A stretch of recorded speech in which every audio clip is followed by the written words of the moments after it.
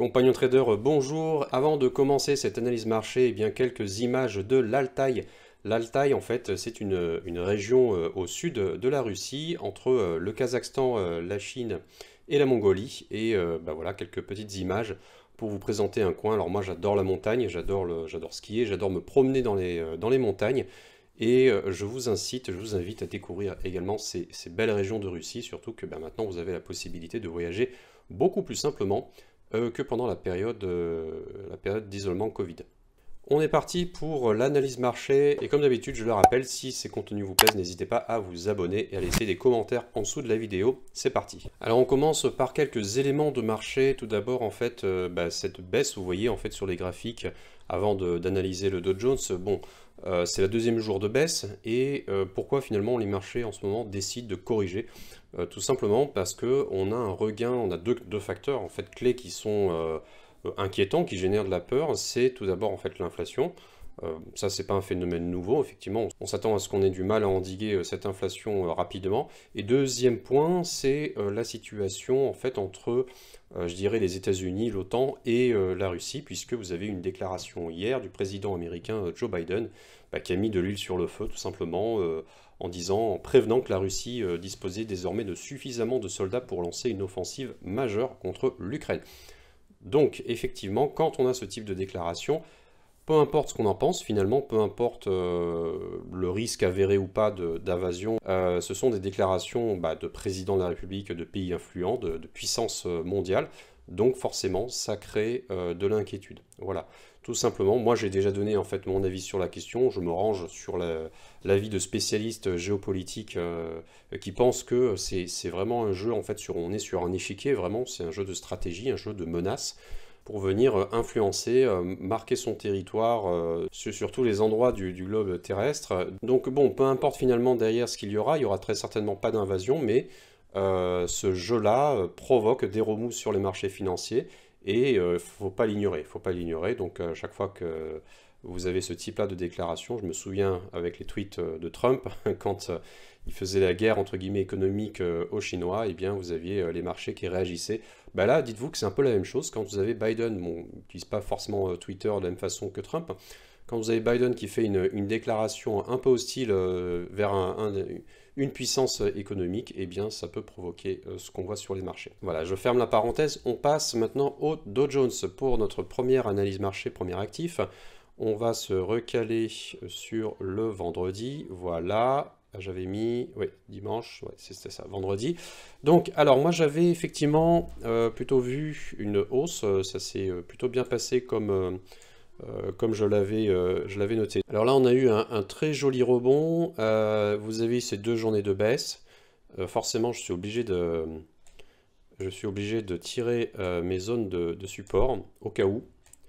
Parce que tant qu'on n'a pas une accalmie sur les États-Unis, eh bien, on risque d'avoir ce type-là de mouvement assez volatile, assez immédiat. Vous voyez, en fait, sur une bougie, on corrige 2 jours, et plus même, une autre bougie, etc. On vient creuser un peu l'écart. Donc le risque, c'est qu'on revienne sur les 34 000. Donc, en fait, nous, comme on utilise l'action du prix, il est très difficile d'avoir un scénario, surtout quand on est un petit peu au milieu du gué. On n'est pas appuyé contre un support ou une résistance. Voilà, donc ça va vraiment dépendre des événements. Si les États-Unis décident de durcir encore le ton envers la Russie, eh bien on pourrait avoir aussi un phénomène en fait où les marchés dégringoleraient complètement vers les 34 000 et plus bas. Donc ça c'est un des scénarios, faut l'envisager. Sinon au niveau de l'action du prix, je pense que c'est une baisse qui est vraiment très exagérée. Et donc je m'attends plutôt à un rebond sur les 35 000. Voilà, ça c'est plutôt ce que va me dire le graphique. Revenir sur ces 35 000 là, sinon en fonction des événements, on pourrait continuer plus au sud. Alors à présent, on va regarder l'Allemagne. Hop. On va se recaler par exemple ici, voilà, vendredi 4 février. Donc alors là, on a eu le fameux rebond, hein. D'ailleurs, c'est très, très joli rebond, très belle remontée. On a bloqué, on n'a pas pu casser les 15 600. Dommage, moi je pensais vraiment qu'on allait pouvoir retourner en général quand on a ce type de configuration, qu'on revient sur ce plus haut local. Bon, bah, peut-être que ça va faire la même chose que ça, vous voyez. Donc on est plutôt en train de revenir pour peut-être rebondir et aller chercher les plus hauts comme nous l'avions fait en janvier. Donc pour moi, le plus important, c'est de sauver les meubles, donc de ne pas franchir à la baisse les 15 000 pour rester sur ces niveaux-là. Donc probablement, étant donné qu'on est maintenant sur un support, eh bien, je pense que bah, ce serait pas mal qu'on vienne faire un petit rebond pour venir rejoindre le haut du canal, donc 15 600. Bon, là, je me positionne sur 2-3 jours hein, de prospective. Donc je vais pas, je sais pas si on va aller retourner sur ce canal, mais il me semble que, évidemment, si on n'a pas de problème au niveau géopolitique, qui viennent se rajouter dans cette équation déjà difficile hein, au vu des graphiques, alors on pourrait rebondir, rejoindre ce niveau-là des 15 400 et peut-être même 15 600. On va passer à présent au CAC 40. Le CAC 40, on se repositionne par là. Voilà. Alors, je vais retirer mes zones de support et de résistance. Alors, le CAC 40 était très très en forme jusqu'à il y a 3 jours. Donc, moi je pensais vraiment qu'on allait. Vous voyez, j'étais prêt bon, je la prolonge quand même. Je reste optimiste, mais on était prêt vraiment à venir chercher les plus hauts. C'était la dernière étape de la course, après peut-être une petite consolidation sur les 7200. Et finalement, vous voyez, vous avez eu cette grosse chute, vraiment sans raison, quoi. Au niveau de l'action du prix, c'est très étonnant. Normalement, on aurait consolidé aux 7000 et on aurait continué. Bon, là, ça n'a pas été le cas. Donc on est en tout cas, la bonne nouvelle, sur un niveau de support intéressant. Vous voyez, c'est celui qui est ici. Et donc, bah, pourquoi pas. En tout cas, ça fait de la cohérence avec le DAX. Pas forcément avec le Dow Jones, mais peut-être revenir chercher les 7000 serait un scénario tout à fait plausible. Et puis on va passer donc au Nasdaq. J'essaie de raccourcir un peu mes analyses marché, puisque je pense que je me répète quand même pas mal. Étant donné que les indices se suivent tous un petit peu. Alors, sur le Nasdaq, très intéressant. Très intéressant. On a eu donc ouais, cette poussée, donc elle a bien eu lieu. Là, j'ai bien timé. Voilà. Après, on a eu cette correction. J'aurais été incapable de la prédire, évidemment, de la voir. Et donc, bah, là, on est en train d'enfoncer des niveaux. Alors, ça serait pas une bonne nouvelle qu'on revienne aux 14 000. Ça serait pas une très bonne nouvelle. Par contre, au niveau de l'action du prix, moi, ce que je m'attends à ce qu'il y ait éventuellement qu'on revienne pousser un tout petit peu vers les 14 100 et qu'on revienne surtout rapidement sur ces niveaux-là. Voilà, 14 500. 14 500 me semble être une bonne... ouais, mon support était un petit peu en dessous de ce niveau-là, hein, voilà, parce que c'est là que le prix avait marqué sa zone, mais 14 500 me semble tout à fait jouable pour la semaine prochaine. Voilà, au delta près des tensions sur le front ukrainien. Alors, on va passer à présent au niveau du Bitcoin. Le Bitcoin, où est-il? Il est là. Alors, Bitcoin, pas mal. Alors, c'était un peu à l'envers. En fait, on est monté puis on est redescendu. On n'a pas fait ça. Mais c'est encourageant. C'est encourageant. Je suis assez content de la situation, puisque finalement, on vient... alors, je me positionne là, samedi, voilà.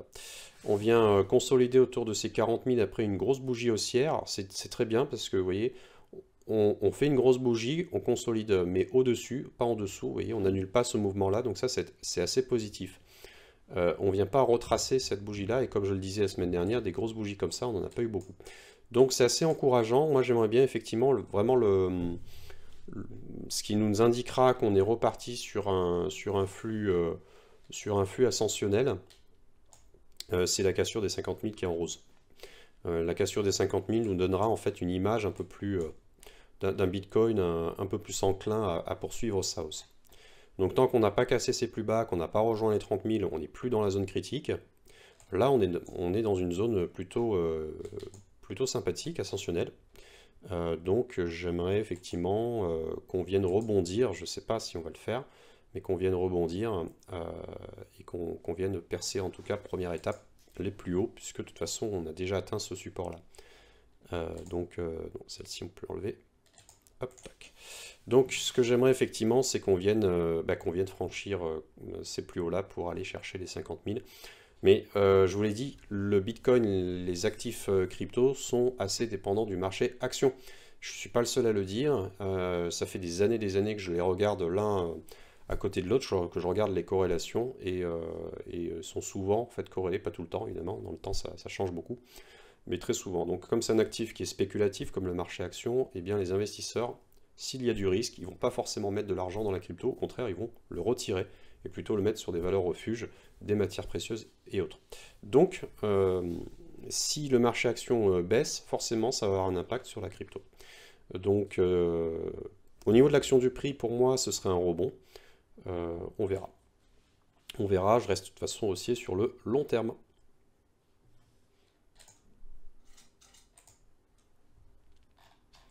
Je vous mets ce petit graphique, c'est la même chose, un Bitcoin, mais en hebdomadaire pour que vous puissiez bien voir en fait la courbe qui se dessine. Donc ici 2018, 2017, et là vous avez en fait la première hausse, donc 2021, fameux rallye, la deuxième fin d'année 2021, et là en fait on est en train de rebondir sur ces niveaux. Donc ce qui est bien, c'est que vous avez des plus bas, vous voyez, qui sont en train d'augmenter, des plus hauts aussi qui, vous voyez, on vient casser des records à chaque fois. Donc c'est plutôt des signes encourageants. C'est plutôt des signes encourageants. Donc il ne faut pas désespérer sur le Bitcoin, il faut être patient. C'est une histoire qui peut durer quelques années. Donc voilà, donc, soyez très patient. Surtout que comme vous voyez, en fait, les runs que vous avez sont quand même vachement intéressants. C'est des 50%, donc ça vaut le coup d'être patient. Voilà, et on termine par, par le coin des nouvelles. En fait, j'ai pas forcément de nouvelles particulières à vous annoncer, seulement en fait vous prévenir qu'il y a un webinaire qui est en préparation de mon côté, qui sera très certainement dernière semaine de février, donc bon, on y est presque, ou bien première semaine de mars. Donc j'essaie de voir pour le mieux, voilà. Je vais envoyer le lien d'inscription courant de semaine prochaine avec une date. Comme ça, vous pourrez vous inscrire, je pourrai voir combien il y aura de personnes. Si ça vous intéresse, si c'est un sujet qui vous intéresse, alors le webinaire aura effectivement lieu. N'hésitez pas également à vous abonner à la vision marché du samedi, le lien est dans la description, je vais l'envoyer en fait et vous parler de petits sujets comme ça, c'est des choses que je peux développer des thématiques. Donc si ça vous intéresse, n'hésitez pas à vous abonner à ce mail. Je ne vous spammerai pas, il y en a un par semaine. La semaine dernière, hélas, je n'ai pas pu l'envoyer, mais normalement, voilà, à peu près une fois par semaine, j'envoie ce courrier. Il ne me reste plus qu'à vous souhaiter un excellent week-end, et je vous dis à la semaine prochaine, ou à très vite dans mon Discord. N'hésitez pas à venir m'y rejoindre. Ciao!